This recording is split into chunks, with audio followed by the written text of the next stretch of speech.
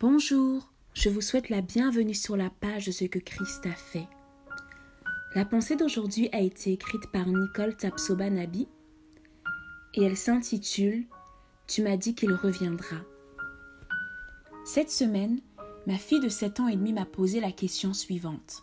« Maman, tu m'as dit que Jésus reviendra un jour. Comment reviendra-t-il s'il habite déjà en nous?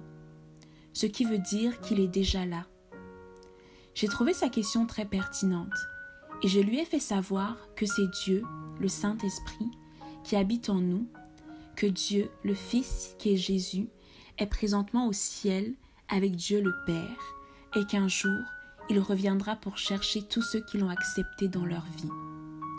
Cela m'a emmené à penser à l'éternité. J'ai beaucoup réfléchi à la vie et je suis parvenue à dire une fois de plus que la vie ne vaut pas la peine sans Jésus. Que seront les 10 prochaines minutes? Demain, la semaine prochaine, le mois prochain? Suis-je prête à son retour? La Bible nous dit d'être prêts en tout temps, car nous ne savons ni le jour, ni l'heure où Jésus reviendra. La semaine dernière, nous avons perdu une bonne amie suisse de notre site. Elle s'est sentie mal et en 2 semaines, tout était fini pour elle. C'était une femme passionnée de Jésus, une femme déterminée, dévouée dans l'évangélisation. Étant à l'hôpital, elle n'a pas hésité à témoigner de son Jésus. Aujourd'hui, nous savons que son âme se repose auprès du Seigneur en attendant le retour de son cher Sauveur, Jésus-Christ. La mort peut venir à n'importe quel moment. Nous vivons nos vies sans penser à ce que sera demain. Si le maître de notre souffle décide de le retirer, serions-nous prêts? Où irions-nous après la mort? Le seul chemin pour aller au ciel, c'est Jésus. La Bible nous le dit dans Jean 14 au verset 6. « Je suis le chemin, la vérité et la vie. Nul ne vient au Père que par moi. » As-tu accepté Jésus dans ta vie? Si tu l'as fait, comment vis-tu ta vie? La Bible déclare que ceux qui sont en Christ seront jugés devant le tribunal de Christ selon leurs œuvres. Vivons notre vie comme si Christ devait revenir à l'instant même.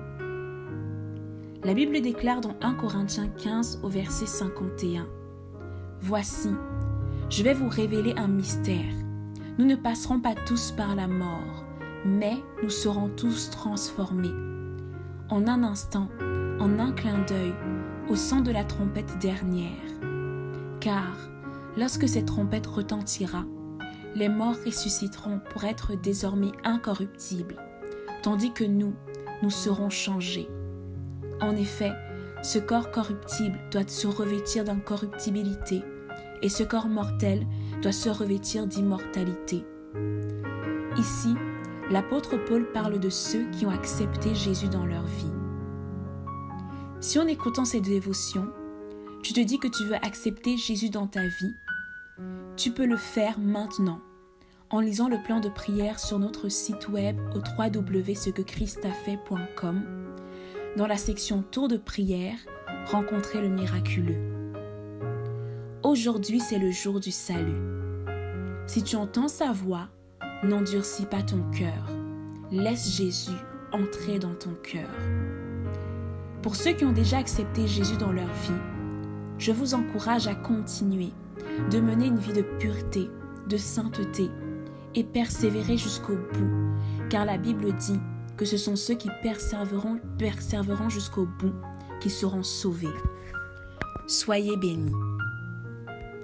Si vous venez sur notre site pour la première fois, nous vous invitons à vous abonner pour recevoir chaque semaine des messages inspirants qui viendront vous accompagner dans votre marche chrétienne. N'hésitez pas également à partager cette vidéo et allez nous visiter au www.cequechristafait.com. Pour toutes vos interrogations concernant la foi, pour vos témoignages sur ce que Jésus a fait dans vos vies et enfin pour vos besoins de prière, nous vous donnons rendez-vous sur notre site web, dans l'onglet témoignages pour les témoignages et dans l'onglet tour de prière pour vos sujets de prière et vos questions. Aussi, n'hésitez pas à liker notre page Facebook Ce que Christ a fait pour moi et à la partager avec vos amis et votre famille. Merci et à la semaine prochaine pour une nouvelle vidéo.